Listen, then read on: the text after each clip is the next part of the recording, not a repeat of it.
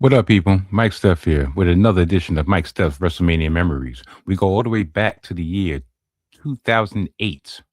WrestleMania 24 emanates from Orlando, Florida, from the refurbished, from the renovated Citrus Bowl in Orlando, Florida. This WrestleMania to me is memorable for a couple things.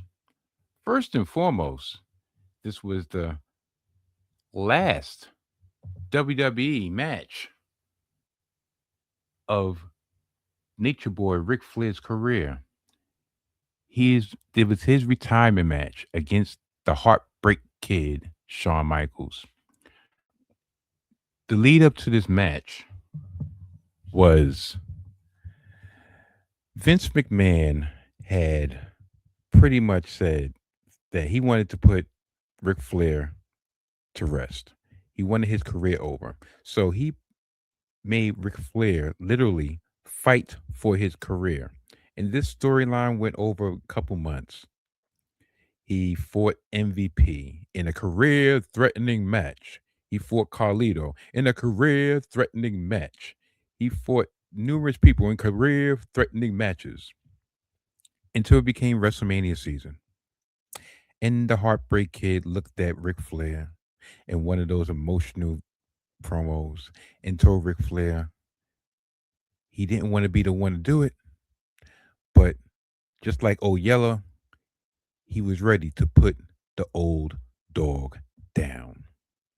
And the Heartbreak Kid felt that it was his duty as being a disciple of Ric Flair, looking up to this legend. He didn't want him to embarrass himself anymore. So he wanted to be the man. He wanted Ric Flair to go out, retire on his own terms. But if there was going to anybody that was sick enough, that was crazy enough, that was up to do the job, it had to be old HBK. This match had the dramatic line in which, after fighting back from underneath, Ric Flair realizes that his time has come, and he is set up for sweet chin music, and he tells HBK, "Bring it, give it to me, finish me, damn it." And HBK looks at him with a tear in his eye, and he looks at him and says, "I'm sorry, I love you." And he proceeds to kick his head off and end Ric Flair's career. Well, Ric Flair's WWE wrestling career. As everybody knows, he's short. Soon after, he went on a tour, I think, with Hulk Hogan, the Hulkamania tour in Australia. Then he went to TNA and he resumed wrestling, which I'm quite sure um, did not make HBK and Triple H feel that feel that much feel that great. But everybody knew Ric Flair was not ready to retire. Tell you the truth, I don't believe Ric Flair technically retired for another 12 to 14 years. I think 2022, 2023, that was his official retirement match. And this is after having a heart attack that he almost died.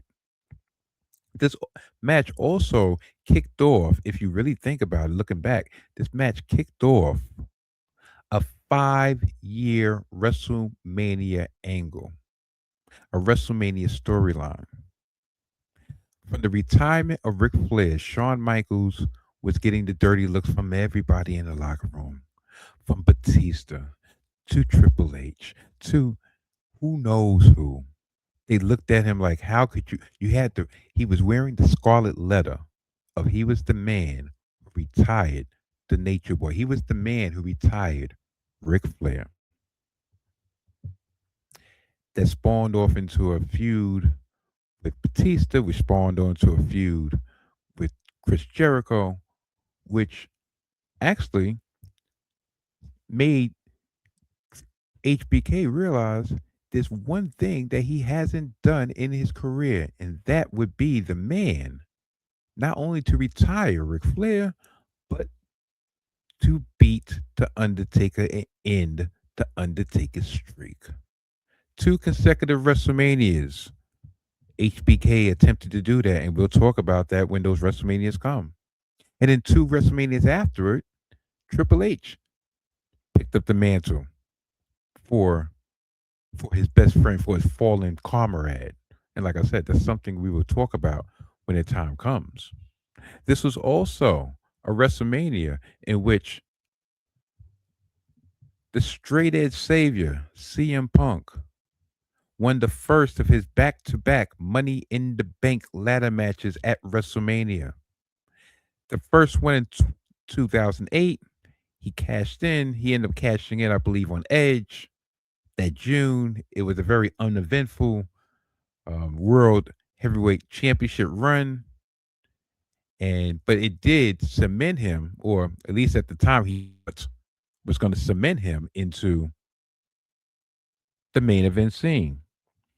Of course, when we look back at it, nah, that was just more like a placeholder, just a placeholder.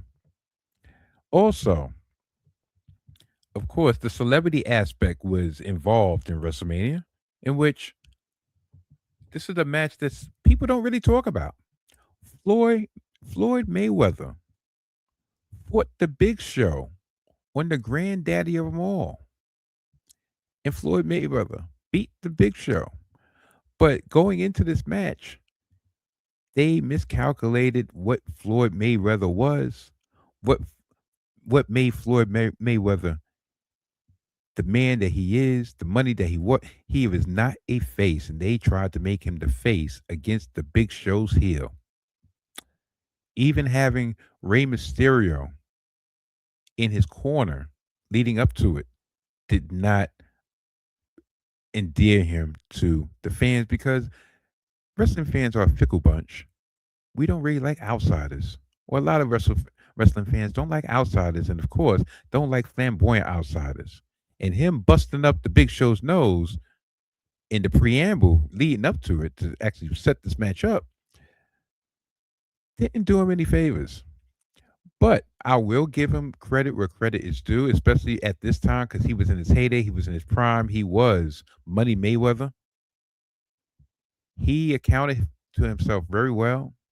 And the match was, when you look back, the match actually wasn't that bad. Was it? If you looked at the size differential, it's like, how in the hell could he even stand? If the Big Show wanted to squash him, he probably could. But at the same time, Money Mayweather, stick and move, stick and move, stick and move. That's what made him millions and millions of dollars at the box office.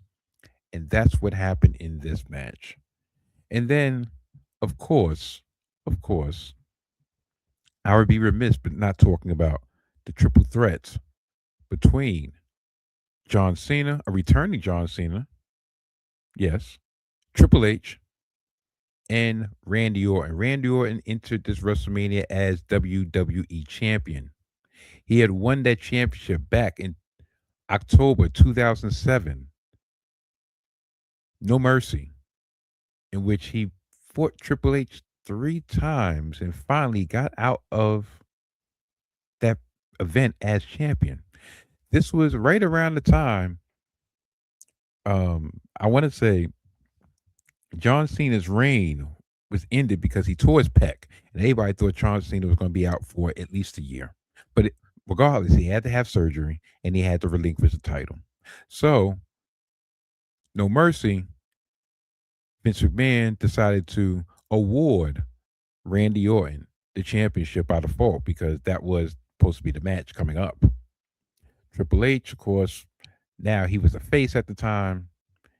He said, no, no, no, no. He has to earn it. And they fought each other 3 times. Randy Orton was handed it the first time. He lost to Triple H, and then he won it back toward the end of at the end of that pay per view. And this was the age of Orton, which wasn't really memorable. But when they talk about now the diabolical Randy Orton, the Viper Randy Orton, this is before the Viper, but this was the precursor to the Viper. This was the Randy Orton that had punted John Cena's Pop's head off in the summer of 2007.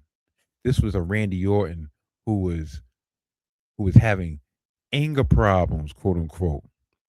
This was the Randy Orton that felt like he was finally going to take his place at the top of the food chain, but he still had to get rid of the old guard and Triple H and a surprise return of John Cena. John Cena returned at that year's Royal Rumble in Madison Square Garden.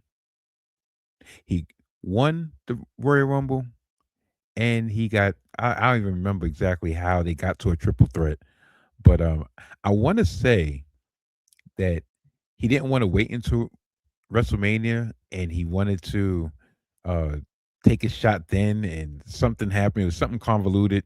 So that's how Triple H ended up being involved. Like I said, these are memories. This is stuff strictly off the top of my head. Yeah, and then of course, like I said, the main event was Edge losing the WWE the World Heavyweight Championship to the Undertaker in a surprisingly good match. Ooh, yeah, this was the beginning of a good 5 year stretch, 5 to 7 year stretch in which Taker's matches, not only did they have the gravitas because of the streak, but the in ring work was phenomenal. Everybody thought that Edge actually had an opportunity, had a chance, a snowball's chance, but a chance to win. I mean, to retain his championship and to end the Undertaker streak. It was not to be. The Undertaker debuted, I want to say the submission, the Hell's Gate submission, which Edge was not prepared for. He was prepared for the Tombstone. He reversed the Tombstone plenty of times. He reversed the power bomb type thing plenty of times. Last ride, but he was not prepared for the Hell's Gate, and that's what befell him. The Hell's Gate. This WrestleMania also was special to me because this was one of the WrestleManias I didn't order at the time, but there was this newfangled thing called YouTube, and at the time there was a way that you can actually watch large majority of the pay-per-views on YouTube before they got disabled. You just had to be patient enough to watch them. And I was patient enough to watch them until I realized this was not the type of thing that I wanted to do every pay-per-view.